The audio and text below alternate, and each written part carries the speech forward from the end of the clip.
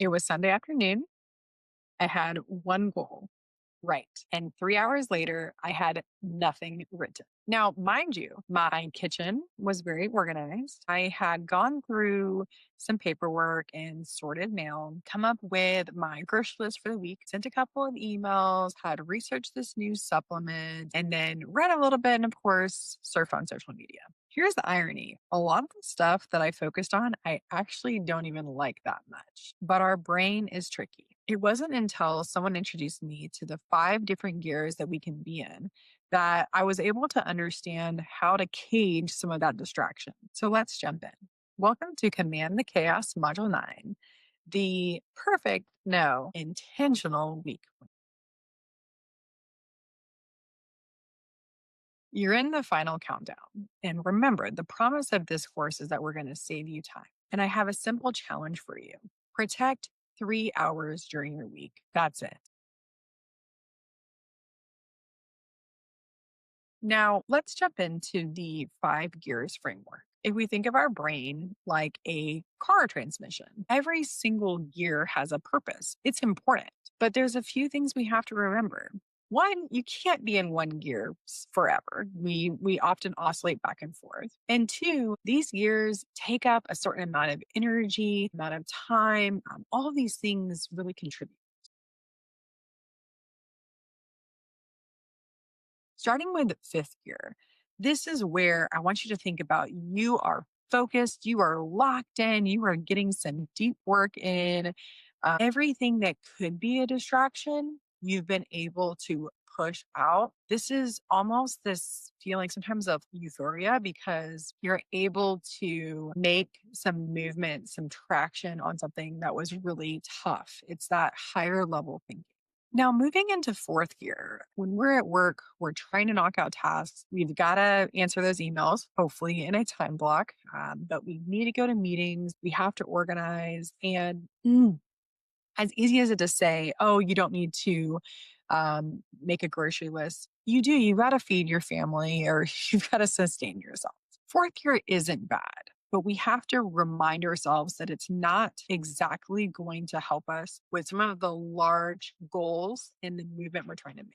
Moving to third gear, this is where we get into the social mode and we're coordinating, we're talking with individuals. This could be a meeting, something where it's informal. And then depending on whether you're an introvert or an extrovert, this gear could bring you some joy or leave you depleted at the end of the day.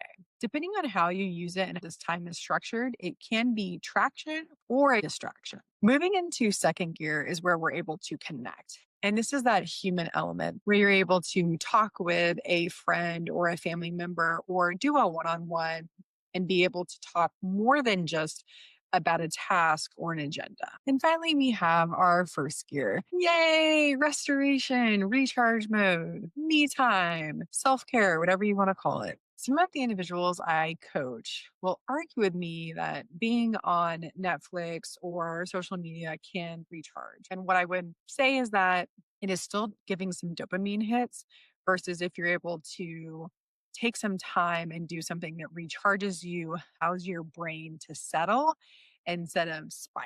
When we invest in gear one, it allows us to jump into those other gears that are really important depending on what's going on that week. Of note, this framework is from a great book called The 5 Gears. Now, author Nir Eyal talked about traction versus distraction, and we had the opportunity for him to come and speak at Special Operations Command Pacific. Speaking to special operators can be difficult. Near challenged our special operators and our unit to really think about distraction. A lot of us were writing down things that we thought distracted us, whether it was technology. We've talked about how emails, text messages, social media, all of these things can cause you to be pulled in different directions. And that leads to this overwhelm. But it was really humbling when he talked about the fact that we are the biggest distraction. And so if I go back to those Sunday afternoons where I was supposed to be writing and getting some good fifth gear work in, I was simply avoiding discomfort.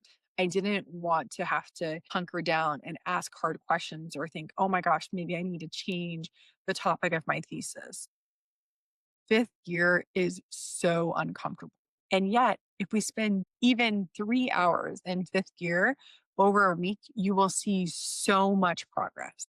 Now, you may be distracted in different ways, but these are a couple of disguises when we feel like we're organizing or researching, checking something, or you can be doing a task that is important. But if it is not fifth gear deep work, when you've said you're going to do that, you are in the wrong. So for 2 days, I want you to track your energy because when we think about this concept, there is time management and there is energy management. We can time box, come up with a great schedule. In my advanced course, I talk about a lot of great CEO hacks and tips for being able to work your schedule. But the foundation is looking at your energy. It's sitting there going, in the morning during these times, when am I most productive? When am I low energy? When do I have medium energy? When do I have high? And I get it from day to day. Your Monday may be different than your Friday, but we tend to have patterns like our circadian rhythm where individuals are more comfortable waking up at a certain time or falling asleep. So I will take this prompt and talk to my AI wingman. Now it has responded and it's asked me the questions that I've put in the prompt. It says, do you want to upload a calendar for this week? Energy mapping preference. Do I want to do it hour by hour or the 6 time blocks? And then what is my input style? Do you want to brain dump or do you do one question at a time? Alrighty. So no to the calendar, yes to the 6 time blocks. And then let's do a brain dump. So early morning, 6 to 9 a.m. I am medium energy once I've had my coffee. The first hour I kind of struggle with, but then after that, I'm okay. Late morning, 9 to 12. This is where I go into high energy. Lunch, 12 to 2, absolutely low. Early afternoon, still low. Late afternoon, I start to go medium. And then evening, I actually get into high again. And then at 9 p.m., I turn into a pumpkin. All right, just fall asleep. There we go. So it has looked at that. And is that your general default? Yes, it is for Monday through Thursday. And then Friday is different and weekends as well. But I want to focus right now on Monday through Thursday. So now it has asked me what are my reality constraints, unmovable commitments, interrupt heavy times, protected zones, and best focus locations. I would say that I always have 4 meetings Monday through Thursday. They're Monday at 9, Tuesday at 11, Wednesday at 1, and Thursday at 1500. Interrupt heavy times are between 9 and 11. Protected zones, I try to protect the afternoon from 1 to 3. And then best focus locations, my office is not great. It's kind of a cubicle. I'm able to focus on my commute pretty well. And then I would say at lunchtime when I walk, that actually I can be pretty focused. So now it has digested the information, said, got it. And these are your unmovable commitments, your interrupt heavy times, your protected zones, best focus locations. And then it says, what's your fifth priority gear? So we're focusing on that for this week. I need to write a thought paper and I would like to have a draft done this week. Why it matters is that I my suspense is less than a month out, and I don't know how I'm going to be feeling. I'm getting closer and closer to my delivery date. Not sure how baby is going to be feeling. For myself, energy required. I would say it's moderate to high, and can be broken into chunks. You can see it's gone through, giving me a summary, and now it's going on to step 4. Do you want me to create a primary option, backup option, and protection strategy? Let's do it. And now it's giving me a primary option, a backup option, and some protection strategies, how to calendar lock, context shielding, like headphones, patient script, all those little elements. And then it says, do you want me to move on to your fourth gear tasks? Because at the end of the day, you still have other suspenses that you need to meet. And now that you've put the most important thing down, you can schedule around. So later on, I can go back and put in my gear for tasks if that's important, or maybe I just know where I need to do that. And then it's given me some boundary scripts if that's helpful. If my boss interrupts, my team interrupts, an urgent email or dialogue goes on there. And depending on the culture of your organization, it may not work wonderfully, but what we're trying to do is be a little bit more intentional. It was surprising to me when someone would instant message me and say, "Hey, I got a question." And I would ignore it because I was in my deep work. I look up 3 hours later, I've finished my deep work. I follow up with the individual. Hey, what did you need? And they found the answers. So sometimes we have to remember that it is okay. Not everything is an emergency. How you choose to protect your time. You can do 3 1 hour blocks, break it out however it works for you. Remember, this can be a week to week decision. You can experiment. You can see, all right, how is this helpful? And you're going to have that week where everything's going to blow up. And that's going to be it.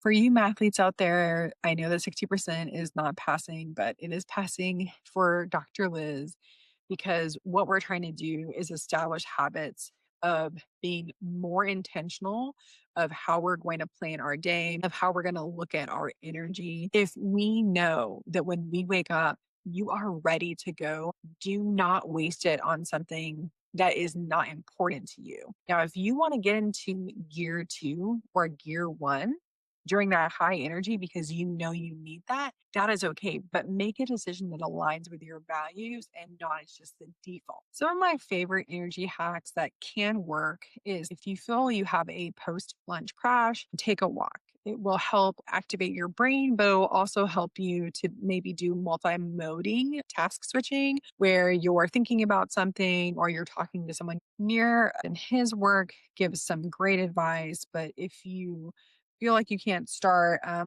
got a little timer and I will sometimes just set it for 15 minutes and go, you know what? If after 15 minutes I'm still feeling distracted, I need to reevaluate what gear I'm in. But that momentum of starting something can really help. And then starting with the easiest part, there's a little bit of controversy because sometimes people say start with the hardest part and then you're going to be able to get that momentum. There are times where I'm going to start with the hardest part, but I tend to do it with a pact. I'll have someone else say, "Hey, can you sit with me? I'm not great at coding. Help me." So that I don't get discouraged when I get derailed and I've messed up just one thing that can help fix it. So it's this concept of how can you develop a quick win and accomplish something that is easy because it is bite size, maybe not necessarily the complexity. So this week, I want you to find 3 hours where you can dedicate to that deep fifth gear work. Try the prompt. If you don't like it, you can make tweaks, but it is very helpful. Reminder, I want you to take 2 days and look at how your energy has peaks and valleys throughout the day. That data will flow directly into the AI prompt that helps you to plan your week and ultimately gets you to planning out 3 hours, no matter how you want to do it and slice it up, where you are in fifth gear. We've got to stop blaming technology. Your AI wingman is not distracting you. Social media is not distracting you. You are distracting you. You just need 3 protected hours. Part of commanding the chaos is choosing discomfort, choosing to do those hard things. You are almost there. We're going to go into module 10, where you'll make your own advanced AI wingman. It's like a victory lap. It's the perfect opportunity to take everything that you've learned and really create that traction.